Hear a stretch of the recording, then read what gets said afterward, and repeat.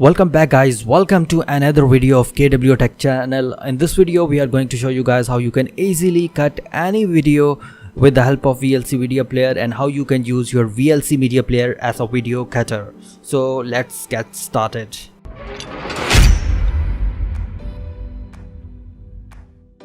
First of all, find the video that you want to use, that you want to trim or cut. Just right click on that video and open with Vlc Media Player.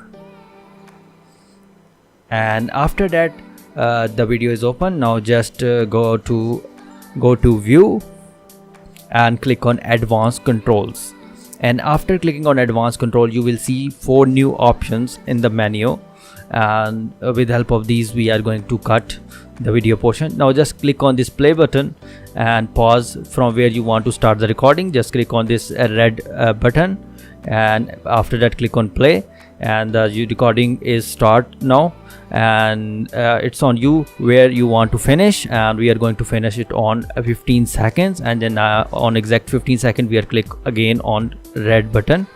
So this clip of 10 seconds is saved.